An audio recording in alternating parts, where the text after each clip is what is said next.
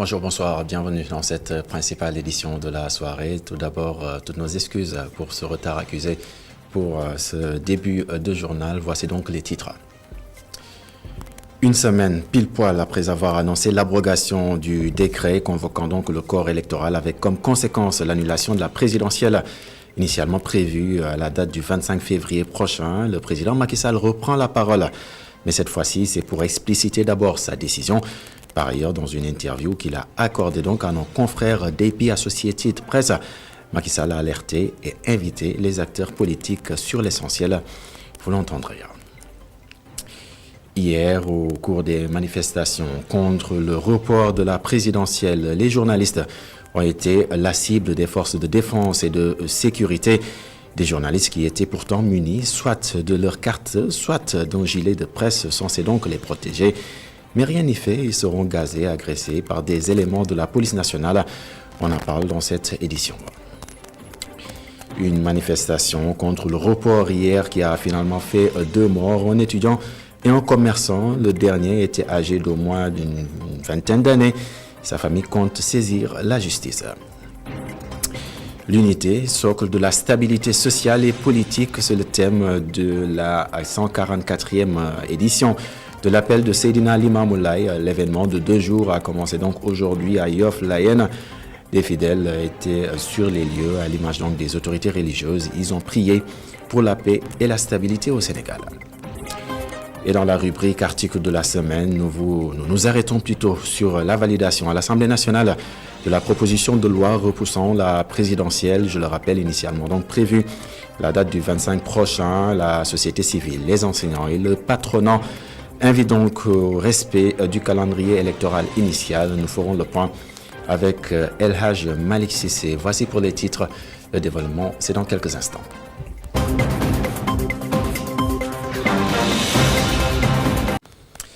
Bienvenue à toutes et à tous. Situation politique au Sénégal. Le président de la République, Macky Sall, reprend la parole dans une interview exclusive accordée à AP Press, AP Associated Press. Le président Macky Sall défend le report de l'élection présidentielle initialement donc prévue le 25 février prochain. Il affirme qu'il ne cherche rien d'autre que de laisser le pays en paix. Macky Sall révèle aussi que le dialogue peut bel et bien démarrer la semaine prochaine si et seulement si les acteurs concernés le désirent réellement. La synthèse de cet entretien, c'est avec El Hadj Malick Cissé. Le président de la République, Macky Sall, est sans ambages. Il ne s'accroche pas au pouvoir. Je suis pour un processus inclusif, transparent et apaisé qui permette un passage de relais dans la douceur et dans la paix. C'est ça qui est le plus important pour notre pays aujourd'hui. Vous avez raison, l'Afrique de l'Ouest aujourd'hui vit des moments extrêmement difficiles. Ce n'est pas au moment où moi j'ai fini mon terme que je vais m'inventer une nouvelle carrière de dictateur ou de non-démocrate. C'est un tableau qu'on peint, mais qui ne correspond pas à mon profil, qui ne correspond pas à ma personnalité et qui ne correspond pas à la réalité. Je pense que ce qui est essentiel pour moi, c'est la stabilité du Sénégal. Et là-dessus, quel que soit le prix à payer, il faut le payer pour que ce pays continue sa trajectoire dans la stabilité, dans la démocratie. Dans une interview accordée à Associated Press, le chef de l'État, Macky Sall, défend le report des élections. Et il va plus loin en balayant les accusations d'inconstitutionnalité de la décision. Il est trop tôt pour moi d'apprécier cette perspective parce que j'ai une réponse très précise, mais comme le Conseil doit statuer, il ne m'appartient pas pendant ce temps du Conseil de donner un avis quelconque. Vous savez, le principe de la séparation des pouvoirs voudrait que chacun reste dans sa sphère et n'interfère pas sur le travail de l'autre. Une décision nécessaire, oui. La finalité, éviter que le chaos électoral ne s'aggrave. Et l'heure est au dialogue. Justement, le dialogue pourrait démarrer la semaine prochaine, dixit-il. Le président de la République insiste d'abord sur les préalables. Le dialogue, pour moi, peut démarrer à tout moment à partir de la semaine prochaine, mais je pense qu'il y a des préalables si nous voulons qu'il soit une réussite. Et parmi ces préalables, c'est d'abord d'établir la confiance entre les acteurs Et c'est l'apaisement. Il faut apaiser et aller au dialogue. Donc, peut-être d'ici une ou 2 semaines maximum, si les acteurs l'acceptent, je constate avec beaucoup d'intérêt, de plus en plus d'acteurs qui sont d'accord pour l'idée du dialogue, ça veut dire qu'on peut arriver à quelque chose assez rapidement. Macky Sall a enfin appelé la communauté internationale à faire preuve de retenue et de compréhension. Le président Macky Sall alerte sur la nécessité pour les acteurs politiques de s'entendre sur l'essentiel. Au cas contraire, Macky Sall dit, je cite, « D'autres forces organisées le feront à leur place, tous, ils perdront le pays avec ». Fin de citation. Je propose de l'écouter. Il est au micro de nos confrères d'Associated Press. En tant que président de la République, pour le temps qu'il me reste à la tête de l'État, c'est de toujours tendre la main et de dire aux acteurs politiques, faites attention. Faites attention, parce que nous ne sommes pas seuls sur la scène. Et si les politiques ne sont pas capables de s'entendre sur l'essentiel, d'autres forces organisées le feront à leur place. Et là, ils perdront tous, le pays avec. Donc oui, il faut contester, il faut dire ce que l'on veut, mais il ne faut pas dépasser les limites qui permettent au pays de maintenir sa trajectoire démocratique. Si on n'est plus en démocratie, on sera dans autre chose. Et les journalistes sont équipés soit de gilets, soit munis de leur carte de presse pour leur sécurité. Mais ce n'est pas pour autant qu'ils sont protégés sur le terrain. La preuve avec cette journaliste qui avait sa carte de presse et qui était accompagnée de ses confrères qui tous portaient un gilet. Elle a été agressée par des forces de l'ordre, un acte loin d'être une exception. Comment le comprendre? Tentative de réponse dans ce reportage signé Khadija Ndadjoufa.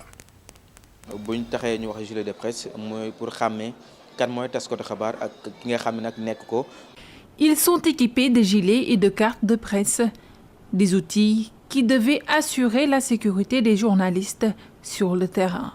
Moi, je dirais que ce gilet est censé protéger les journalistes sur le terrain. En cas de manifestation avec une grande mobilisation, il y aura beaucoup de monde. Donc ce gilet aide le journaliste à pouvoir être identifié. Cependant, ces objets sont à double tranchant, selon ce journaliste reporter. Pour Boubacar Dia, ces moyens qui servent aussi à les identifier peuvent les exposer sur le terrain. C'était quand le domicile de Ousmane Sonko a été barricadé.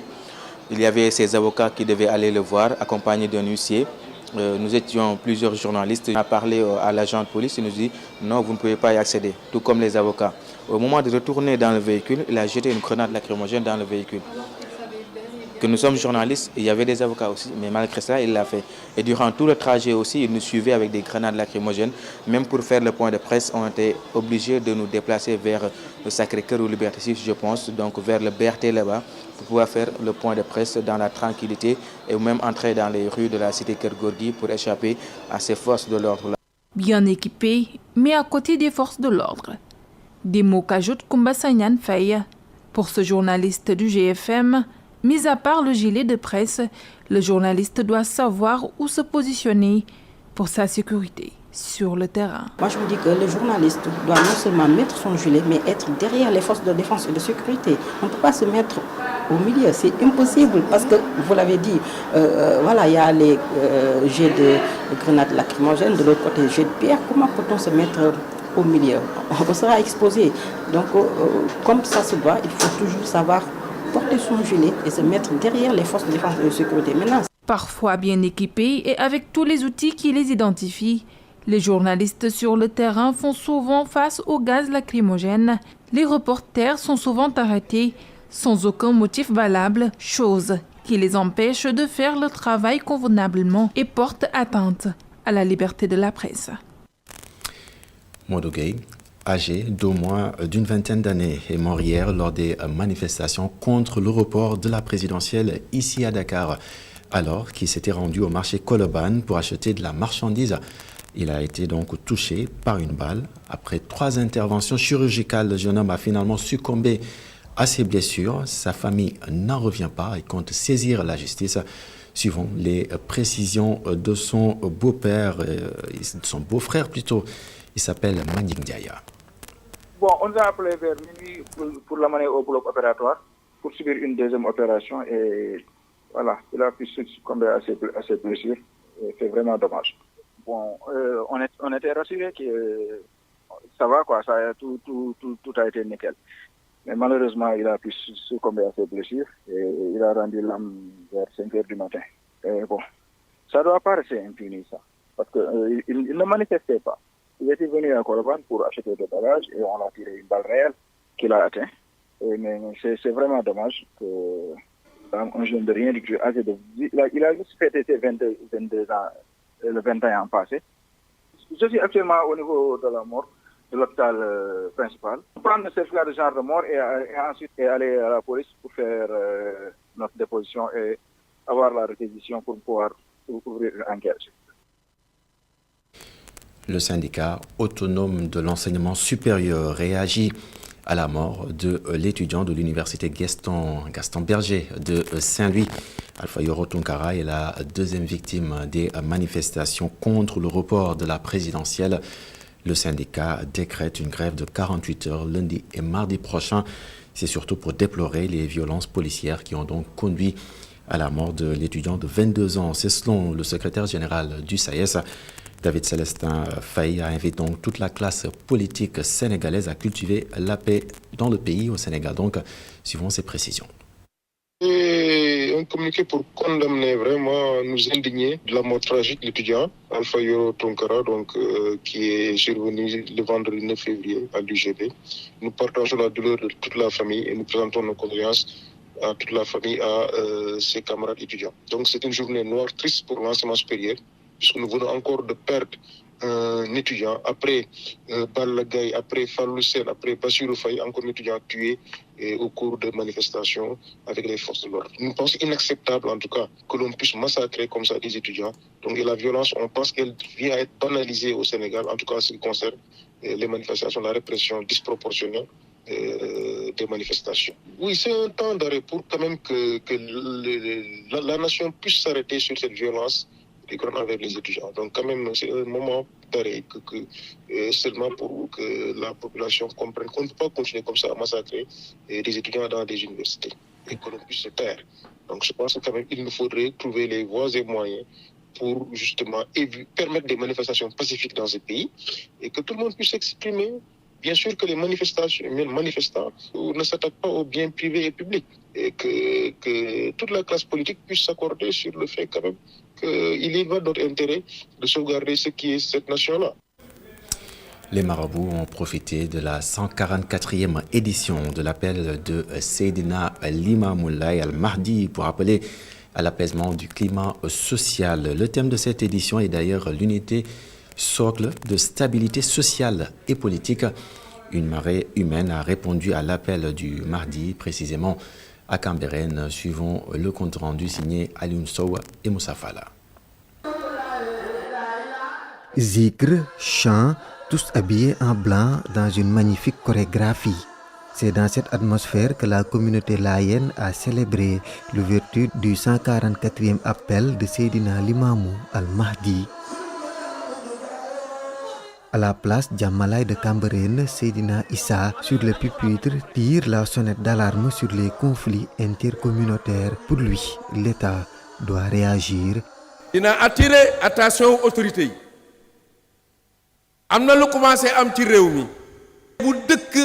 J'attire l'attention des autorités. Il y a quelque chose qui a commencé à prendre forme dans ce pays. Des ethnies qui se déchirent.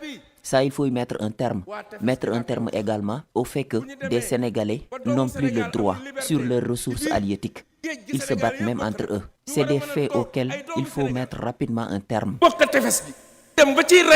Mission régalienne de l'État, moi, pour assurer la protection des Sénégalais.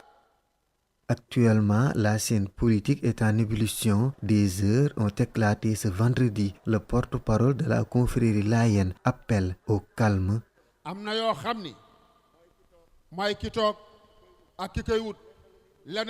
La quête du pouvoir, oui, mais à un certain niveau, ça ne vaut plus la peine. On peut chercher le pouvoir dans le calme, la sérénité et le respect de l'autre. Si on vous appelle à des manifestations ou à la destruction des biens d'autrui, n'y participez pas. Des milliers de personnes de fidèles Layènes ont convergé vers Djamalaï en communion avec les marabouts. Ces derniers ont prié pour que la paix et la stabilité règnent au Sénégal.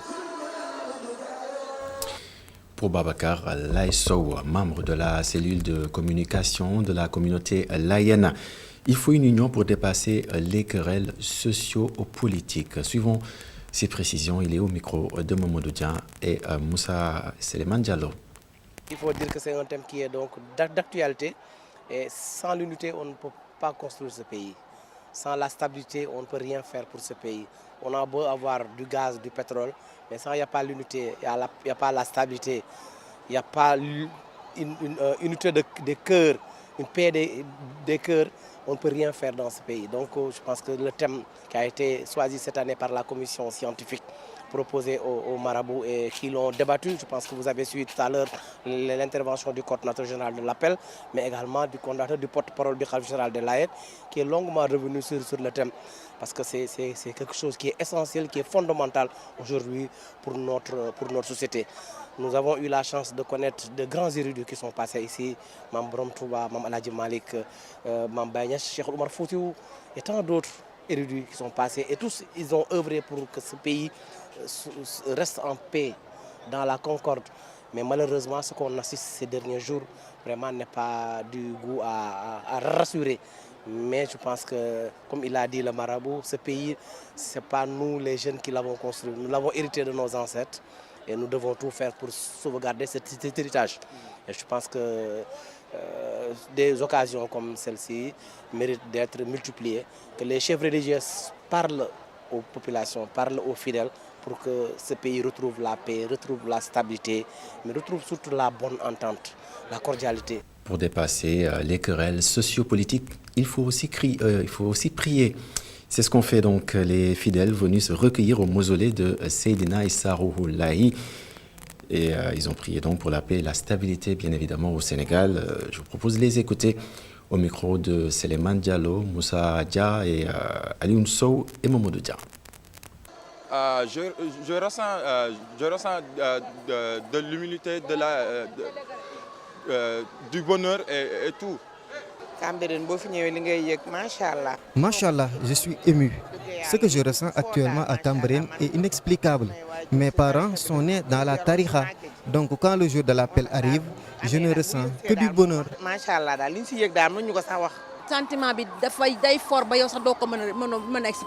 Un sentiment tellement fort que je n'arrive pas à expliquer. Vous voyez, nous sommes tous habillés en blanc comme à la Mecque. Nous prions pour que la paix et la stabilité règnent dans le pays. Nous sommes à Djamalaï, que la paix règne dans le pays.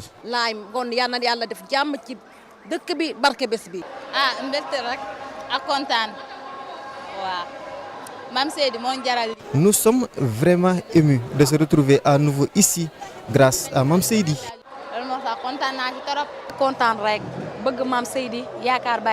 Nous sommes contents. L'appel est notre événement phare. Ravi d'être là. En ce jour béni, j'appelle mes compatriotes à arrêter la violence. Et le Premier ministre Amadou Ba a rencontré donc hier vendredi dans l'après-midi les centrales syndicales, accompagné du ministre du Travail, du ministre de la Fonction publique et du secrétaire général du gouvernement pour discuter donc des défis du monde du travail. Des propositions d'amélioration ont été donc faites pour répondre aux préoccupations des centrales syndicales. Par ailleurs, le Premier ministre a annoncé que le président de la République est disposé à les recevoir. Lui aussi promet de les rencontrer chaque premier trimestre pour apaiser le climat social. Suivant les détails, c'est dans ce compte rendu signé Khadija Ndadjoufa.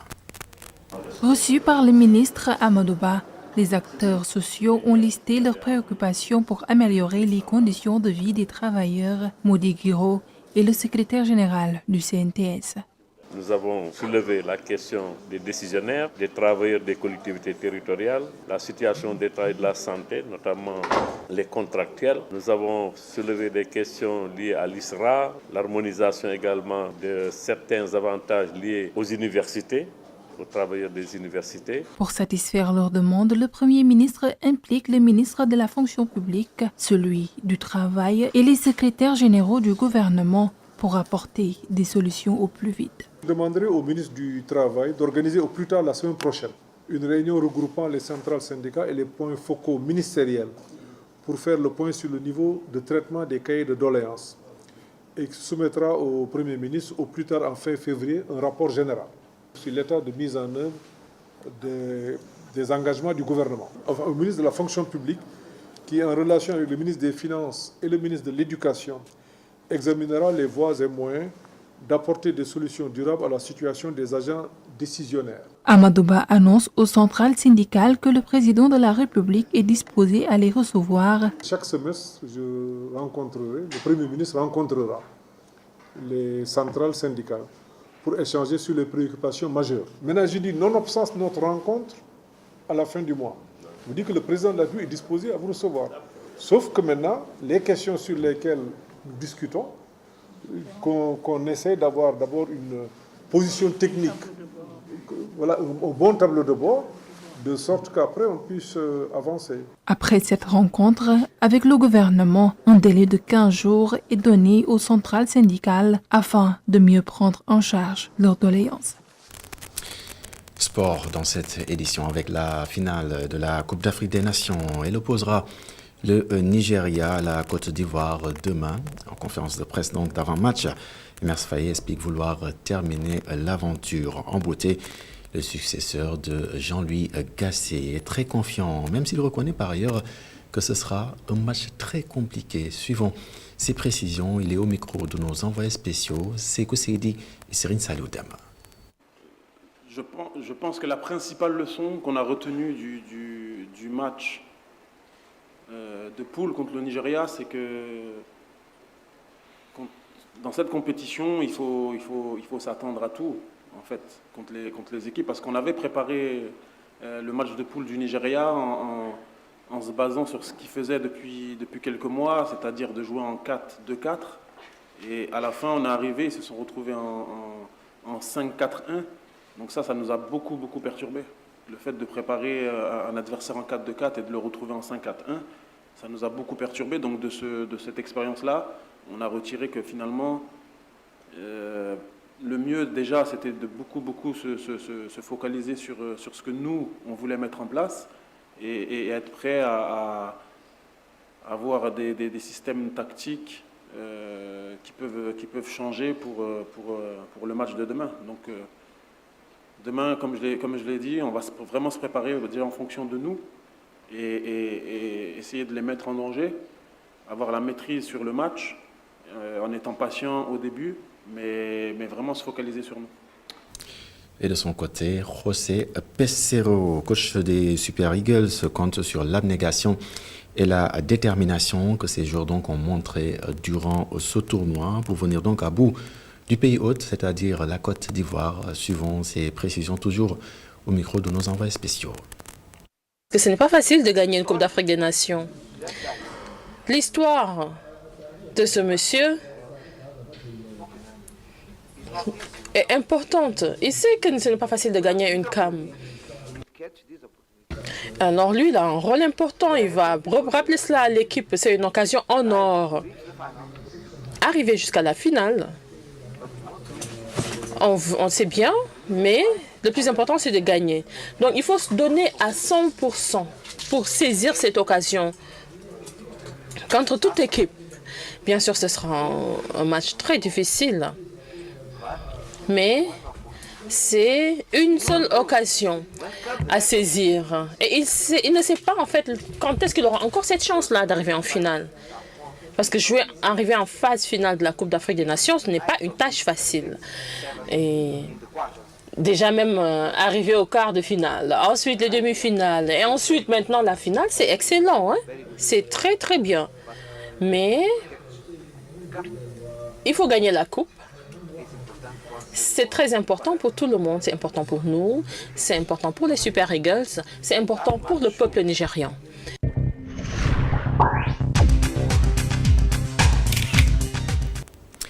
Et nous vous l'annoncions lors de nos précédentes éditions. Mame Gorgui Ndiaye est décédé donc hier vendredi, ancienne gloire. Le lutteur a eu une carrière exceptionnelle. 149 combats dont 101 victoires. La lutte sénégalaise se souviendra toujours de son nom, n'est-ce pas Mamadou Dia?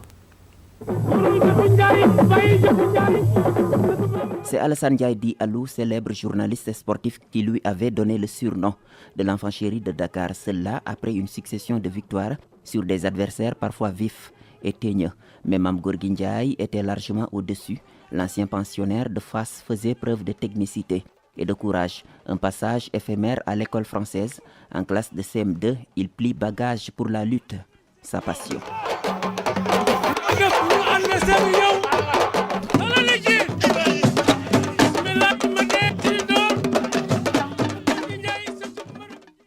Une carrière exceptionnelle, 149 combats, 101 victoires, 22 défaites et 26 matchs nuls. Son dernier combat, c'était contre Balla Gaye 1 en 1983. Il dénoue son gain après son retour de la Mecque. Mame Gorgui Ndiaye, c'est des années de gloire de la lutte sénégalaise, l'époque où un champion en décousit avec au moins 3 champions en une soirée, l'ère de la lutte pure dans la sportivité et le fair play. Son nom a jamais imprimé dans les annales de l'arène sénégalaise. Né le 8 novembre 1939, Mame Gorgui Ndiaye est décédé ce vendredi à l'âge de 84 ans.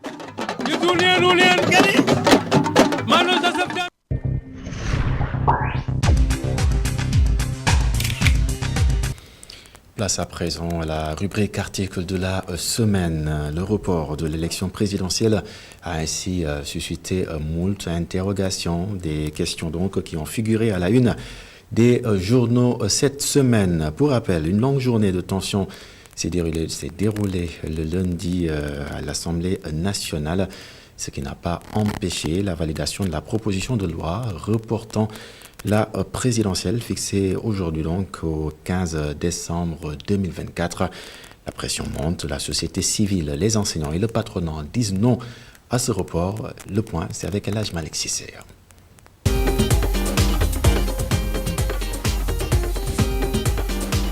L'Assemblée nationale, après une farouche bataille entre députés de l'opposition et de la majorité, selon Vox Populi, a voté lundi une proposition de loi constitutionnelle reportant cette élection. Le vote a eu lieu au bout d'une folle journée d'empoignade au sein de l'hémicycle, note l'Observateur. C'est passé, 3 points de suspension, titre ce journal. Après une dizaine d'heures de débat, l'intervention de la gendarmerie nationale et l'expulsion des députés qui étaient contre la proposition de loi amendée a été adoptée, précise l'Observateur. Le quotidien du groupe Futur Média note que le texte voté est une dérogation aux dispositions de l'article 31 de la Constitution.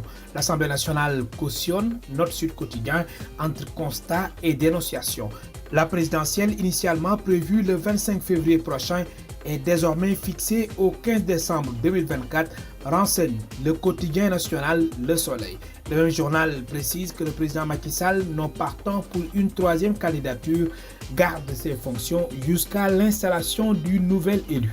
Les quotidiens rivalisent de formules pour caractériser le vote de ce report dans une cacophonie totale à l'Assemblée nationale, selon le mot du quotidien LAS. Peuple trahi, s'exclame Wolf Quotidien, selon lequel le 3e mandat est en marche. L'Observateur, pour sa part, s'intéresse aux autres dégâts du report de la présidentielle et pointe de graves menaces sur l'économie nationale et les investissements directs étrangers. Le journal relève que cette période d'incertitude pourrait amener les investisseurs à exiger une prime supplémentaire sur le risque d'investissement dans le pays. Le report du scrutin présidentiel continue de préoccuper les quotidiens, dont la plupart soulignent dans leur édition d'avant-hier la volonté de dialogue et d'apaisement du chef de l'État, pendant que l'opposition crée un nouveau cadre de contestation. Le Soleil, citant le communiqué du Conseil des ministres tenu mercredi après-midi, rapporte que le président de la République a décidé d'engager les voies et moyens de mettre en œuvre un processus pragmatique d'apaisement et de réconciliation pour préserver la paix et consolider la stabilité de la nation. L'opposition reste vent debout contre Macky Sall, relève le quotidien Besbi le Jour, selon lequel les candidats continuent de hausser le ton et d'exiger la poursuite du processus électoral tout en appelant à une plus large mobilisation. Sale pression sur Macky, affiche le journal Le Quotidien. Il note dans son commentaire du jour que le président sortant reste dans le viseur des partis d'opposition, des syndicats et du patronat suite à sa décision d'abroger son décret convoquant le corps électoral le 25 février prochain, date initialement prévue pour la tenue de la présidentielle.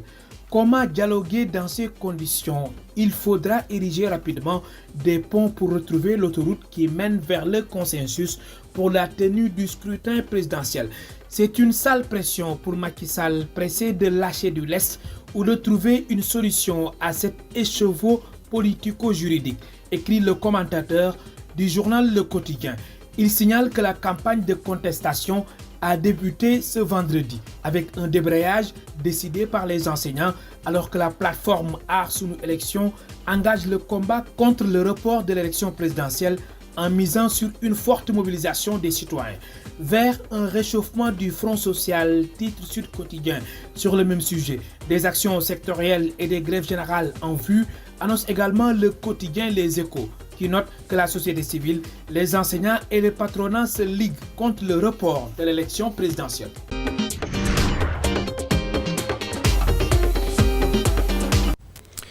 Et c'est cet élément qui marque donc le point final de cette édition. Très heureux de vous l'avoir présenté. Excellente soirée et excellente suite des programmes sur la télévision d'ici et d'ailleurs. Prenez bien soin de vous.